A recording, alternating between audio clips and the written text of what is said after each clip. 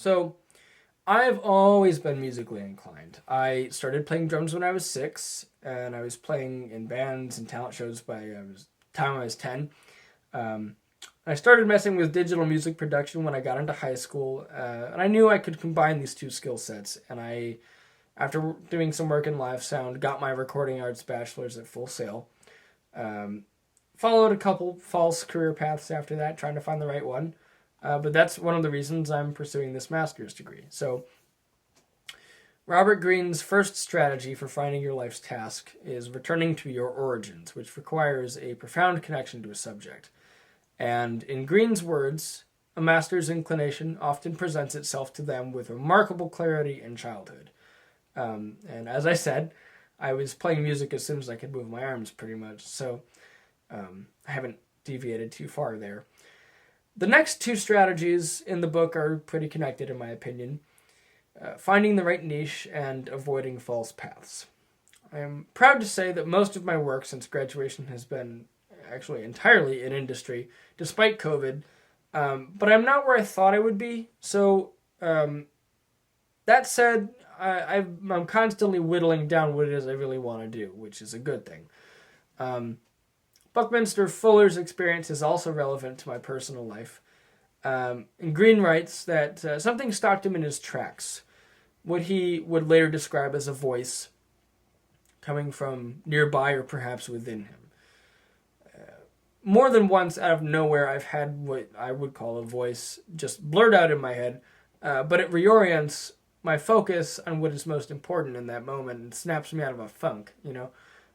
So sometimes this happens early on in a process, sometimes it happens later.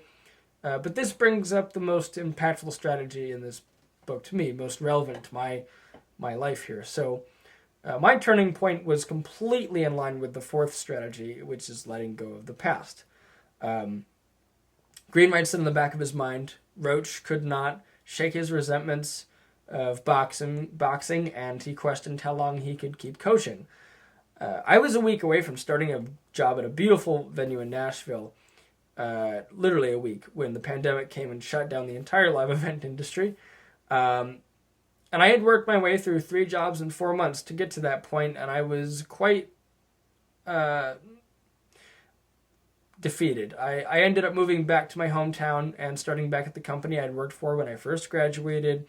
And it took me about a year to finally get over that turn of events, but eventually I realized I had a chance to learn and develop some new skills.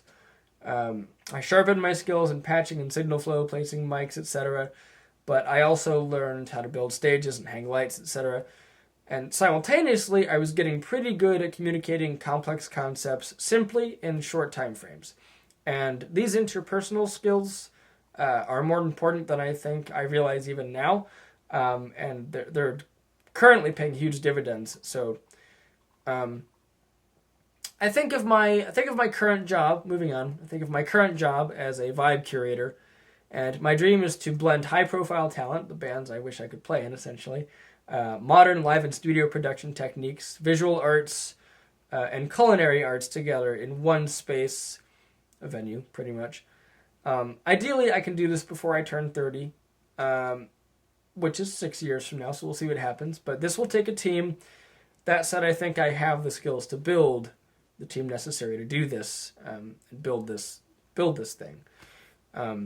In the next 3 weeks, I will network with at least 5 classmates and see if I can't get some creative juices flowing, because that's something I did not take full advantage of when I was here last. In the same time frame, I will update my resume and spend an hour each week looking for jobs that might offer some relevant experience.